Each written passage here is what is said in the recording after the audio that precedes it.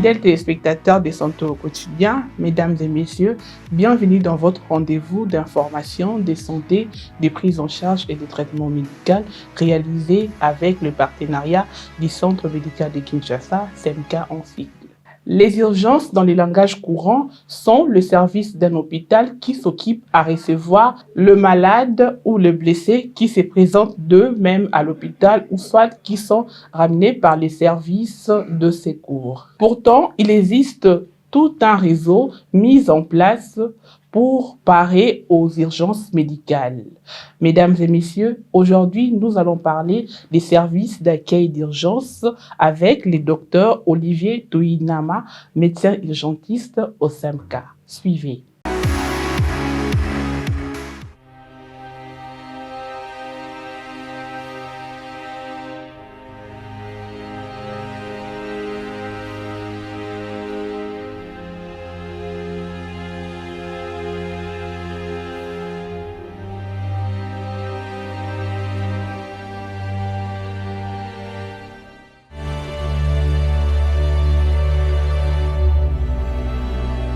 Un service d'accueil des urgences, c'est un service qui est ouvert 24 heures sur 24, 7 jours sur 7, et qui accueille des personnes qui présentent des détresses de toutes sortes, des détresses vitales, des détresses fonctionnelles, des personnes donc en danger de mort, par exemple, et qui ont besoin des soins urgents. Donc, c'est ça, un service d'accueil des urgences.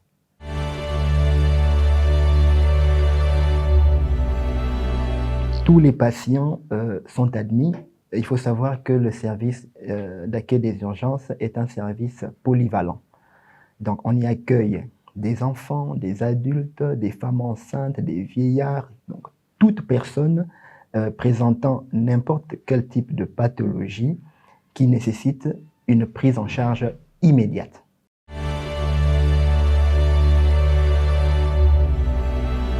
Comme je le disais, le service d'accueil des urgences est un service de médecine polyvalente.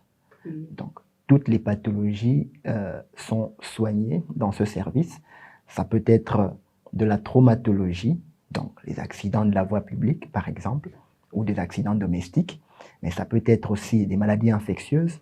Dans notre pays, les maladies infectieuses sont les maladies les plus prépondérantes, le paludisme, mais également d'autres types d'infections. Nous connaissons actuellement la pandémie de la Covid-19, mais il y a aussi des maladies cardiovasculaires, l'hypertension, le diabète, avec leurs complications, les maladies qu'on appelle auto-immunes. Bref, on accueille toutes sortes de maladies. Les femmes enceintes qui peuvent présenter des problèmes urgents, les enfants, etc. Des cas chirurgicaux également, ils sont diagnostiqués en vue de leur prise en charge urgente.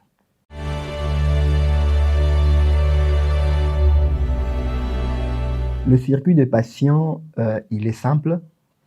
Classiquement, lorsque un patient se présente aux urgences, il y a bien entendu un volet administratif. Donc, au niveau de la réception des urgences, on va s'enquérir de son identité, son nom, son adresse, son numéro de téléphone, etc. Mais il y a également aussi un accueil médical avec ce que nous appelons l'IAO, c'est-à-dire l'infirmière d'accueil et d'orientation. Cette infirmière sera chargée de recueillir les plaintes du patient et de prélever les signes vitaux. Donc la tension artérielle, la température, la fréquence cardiaque, la fréquence respiratoire et ce qu'on appelle la saturation en oxygène et éventuellement la glycémie capillaire. Donc une fois que toutes ces formalités ont été remplies, lorsqu'il y a un box de consultation est disponible, le patient est orienté vers ce box de consultation et présenté au médecin urgentiste. Ça, c'est le circuit habituel. Lorsqu'il s'agit d'un traumatisme ou lorsqu'il s'agit d'une urgence vitale, bien entendu, les formalités administratives ne se feront que bien plus tard. L'urgence, c'est d'abord à la prise en charge médicale. Le patient est admis sans délai dans la salle des urgences la plus appropriée, notamment ce qu'on appelle la salle de déchocage, où on prend en charge les urgences vitales, ou alors dans la salle de petite chirurgie, où tous les cas traumatiques, ils sont pris en charge.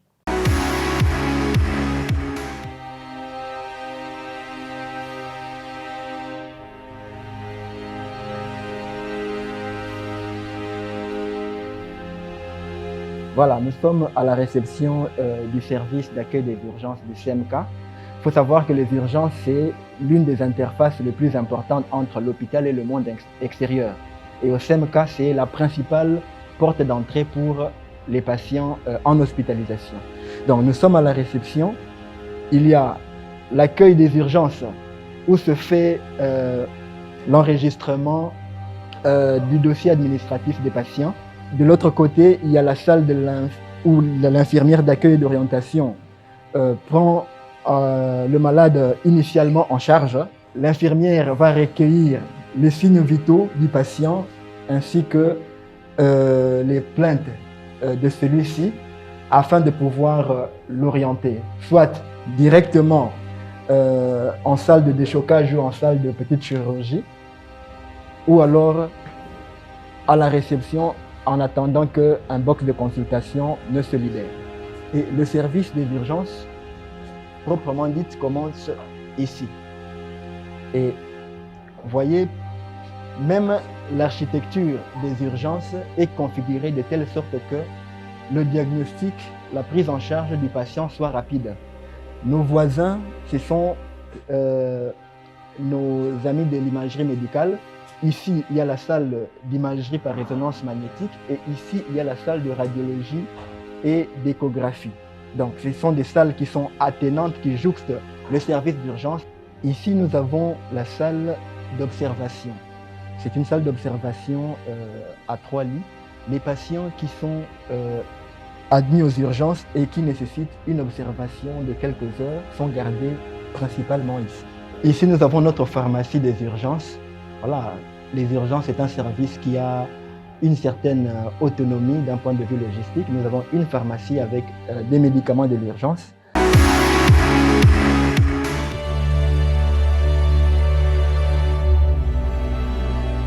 Dans ce contexte de pandémie de la Covid-19, nous avons mis en place un circuit parallèle de prise en charge des patients aux urgences. Donc, il y a une zone d'isolement des patients suspects de la Covid. Déjà que lorsque les patients se présentent aux urgences, vous remarquerez que leur température est prélevée, quelques questions sommaires pour essayer de contextualiser les choses vont être posées et ensuite le patient va être présenté à une infirmière d'accueil d'orientation qui va l'orienter au niveau de la zone d'isolement où sont pris en charge tous les patients suspects de la Covid-19. Donc, c'est un circuit parallèle. Donc, les patients sont vus dans des locaux parallèles aux locaux habituels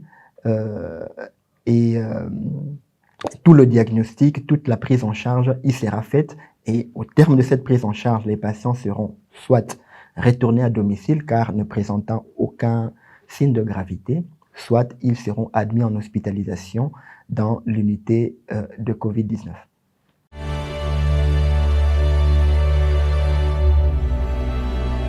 Les matériels sont nombreux. Il y a, je dirais, d'abord le basique, tout ce qui peut permettre de prélever les signes vitaux, thermomètre, tensiomètre, saturomètre, un appareil de glycémie capillaire qu'on appelle glucomètre, mais aussi un appareil d'électrocardiogramme. J'ai coutume de dire que l'électrocardiogramme aux urgences fait partie intégrante de l'examen physique. Donc, c'est un appareil indispensable à avoir aux urgences. Il y a un aspirateur, il y a un scope. Un scope, c'est un moniteur, comment dirais-je, un appareil avec écran qui permet de surveiller de façon continue les signes vitaux dont je viens de parler tout à l'heure. Il y a un défibrillateur, bien entendu. Le défibrillateur, c'est un appareil qui permet de fournir du courant électrique aux patients dans des situations d'arrêt cardiaque ou dans des situations de troubles du rythme cardiaque très sévères, en vue de pouvoir réanimer le patient. Donc, etc., etc. Nous avons notamment en petite chirurgie du matériel de suture, on a de quoi soigner des plaies, on a de quoi immobiliser des fractures, hein, des bandes plâtrées par exemple. Donc tout ce arsenal d'instruments sont nécessaires à un service d'accueil des urgences. Ici, c'est la salle de petite chirurgie. C'est ici que tous les cas traumatiques sont pris en charge. Ça peut être des simples plaies à suturer, ça peut être aussi des abcès à inciser. Bon, ça, ce n'est plus vraiment de la traumatologie, mais c'est une salle qui peut servir également de salle de plâtre. C'est là où, notamment pour des cas de fractures simples qui nécessitent qu'un traitement orthopédique, sont pris en charge, notamment par l'orthopédiste qui a son bureau qui jouxte également le service d'urgence. Tout cela dans le but d'optimiser la prise en charge des patients. Voici la salle de déchocage. Les déchocages, autrement dit, c'est la salle de prise en charge des urgences vitales. Donc, les malades les plus sévères, lorsqu'ils sont admis aux urgences, ils sont emmenés dans cette salle sans délai. Il y a des appareils de monitoring, des appareils de surveillance des signes vitaux. Il y a un défibrillateur manuel qui permet d'administrer du courant électrique aux patients, notamment dans les situations d'arrêt cardiaque. Nous avons également un défibrillateur semi-automatique, toujours pour cette même fin, ce même objectif, qui est la réanimation des arrêts cardiaques notamment. Nous avons ce qu'on appelle un plateau d'intubation. Donc, un patient très sévère, lorsqu'il faut nécessairement réaliser ce qu'on appelle la libération des voies respiratoires. Donc, protéger ces voies respiratoires, il faut lui mettre un tube dans les voies respiratoires pour le permettre de bien respirer. Donc, tout le matériel nécessaire pour réaliser cette libération des voies respiratoires, c'est sur ce chariot. Nous avons un petit respirateur. En période de Covid, voilà, les respirateurs sont devenus des grandes vedettes. Voici un respirateur de transport qui nous sert à transporter les malades justement qui sont sous assistance respiratoire jusque vers leur lieu d'hospitalisation qui est souvent le service de soins intensifs ou carrément le bloc opératoire. Nous avons ce qu'on appelle des pousse-seringues électriques. Lorsqu'on a besoin d'administrer des médicaments en continu à des patients, ça peut être de l'insuline, ça peut être un médicament de l'hypertension, etc. Ici, c'est le centre névralgique, donc le poste de commandement, si vous voulez. Donc, c'est notre salle des médecins et de l'équipe infirmière, donc, où nous avons une vue sur les patients qui sont dans les box de consultation, ainsi que les patients qui sont dans la salle de déchocage. Nous disposons des protocoles numériques, numérisés en tout cas, des analyses d'imagerie médicale.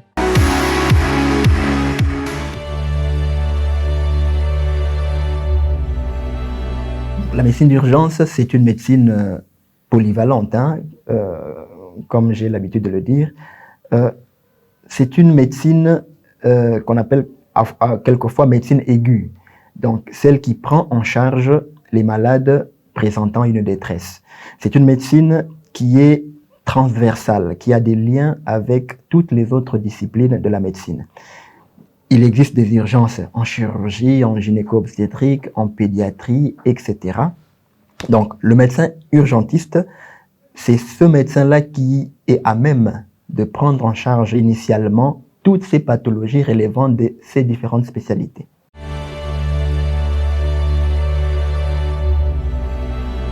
Je voudrais d'abord donc rectifier quelque chose. Les urgences, ce n'est pas un service où on est soigné à la va-vite, on est soigné très vite. Non. Les urgences, c'est un service où on est soigné en fonction de la gravité. Autrement dit, ce n'est pas l'heure d'arrivée qui importe, mais c'est le degré de gravité du patient. vous êtes venu avant tout le monde, mais tous ceux qui sont venus après vous présentent des signes de gravité, je m'excuse, vous serez pris, vous serez reçu bien après les autres. C'est ça la grande nuance avec le service des urgences. Vous savez, en Europe, en France notamment, où j'ai exercé pendant 5 ans, le délai d'attente aux urgences est extrêmement long, parfois jusqu'à 4-5 heures, ce qui est loin d'être le cas chez nous. Nous avons un service qui admet environ 6 000 à 7 000 patients chaque année. Nous avons connu des pics très importants en cette période de pandémie de la Covid-19, jusqu'à au-delà de 10 000, 11 000 patients. La prise en charge des patients, comme je vous l'ai dit, ne sera toujours fonction que de la gravité et non pas de l'heure d'arrivée. Ce qui peut poser justement des problèmes quelquefois d'énervement, de frustration de la part des malades, mais généralement lorsqu'on leur explique les choses se passent très bien.